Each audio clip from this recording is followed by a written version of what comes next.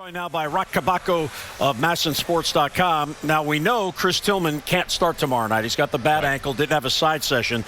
So here we are. The Orioles have yet another decision to make. How are they going to fill the spot? Is it internally or do they go down to AAA? They're going to go down to AAA. But the good news with Chris, and he keeps saying this, it feels a little better every day. He's still got the ankle wrapped real tight.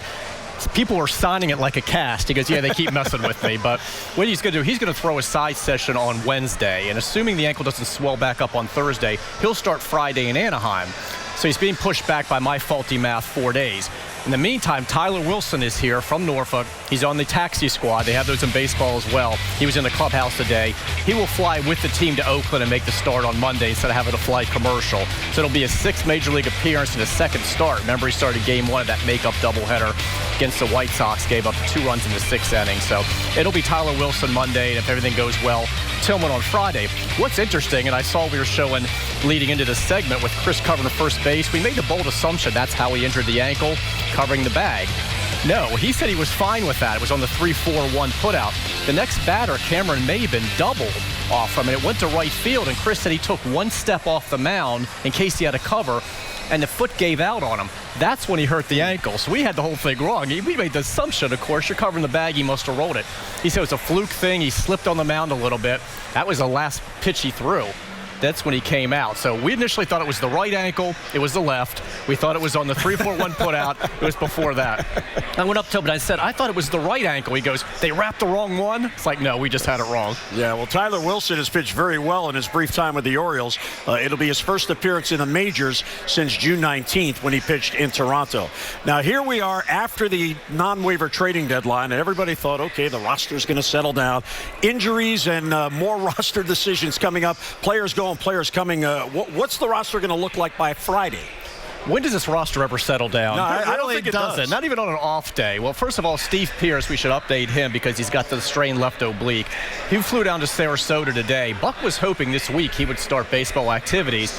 Now, he said that was probably wishful thinking. He's really not ready yet. So anybody that thought this was a fake injury with Steve because of the timing, not so much. He actually is hurting. He had been on the injury report before he put one on the DL. He's not even ready to do baseball activities yet. He's a ways away.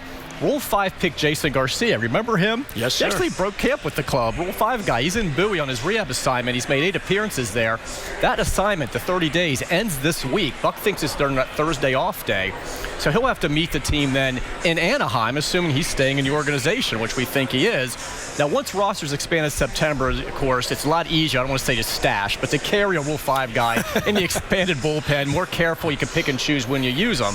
But in the meantime, there's about 3 weeks left in August where they're going to have to go ahead and find ways to get him into games when he's comfortable doing it. He's given up 6 runs right now, earned runs, in 14 innings at Bowie. He's also walked 8 batters. So you kind of worry about the command a little bit. But ready or not, later this week, Jason Garcia's got to be back on this roster. Yeah, the only thing with the trade of Tommy Hunter and Bud Norris being designated for assignment, at least now there's 2 spots in that bullpen that are optionable parts. They didn't have that prior to Friday. Exactly. Of course, they get one of them as Mike Wright, and he immediately goes on the DL because the Orioles are still trying to resist being too flexible.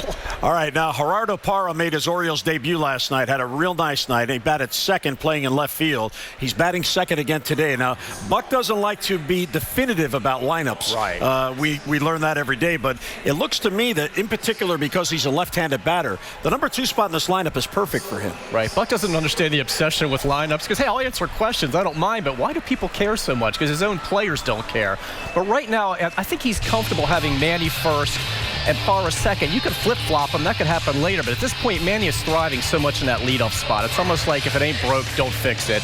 And Manny, when he slid down to third, Buck thought he got a little too big. Not ego-wise, but just his approach at the plate. So right now, he likes Manny first and Parra second. Parra said he doesn't care one way or the other. And if you look at his career numbers, he's a career .288 hitter batting first and .284 batting second. Really doesn't matter.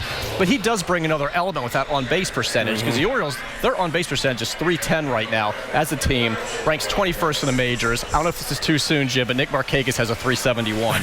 So that is an element that's missing. So you look at a guy like Parra, in his career he's got a 330 on base, but this year it's 369.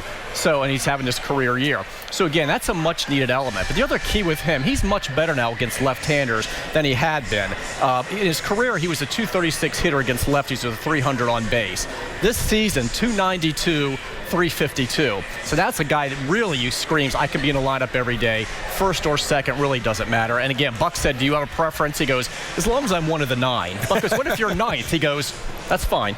He just wants to play. But again, I love him batting second because you have Manny leading off and Adam batting third almost every game. So you have righty, lefty, righty, and then you have Chris Davis batting cleanup. So it splits the right-handers and the left-handers. Roch Kubatko, follow his coverage of the Orioles at MASNsports.com.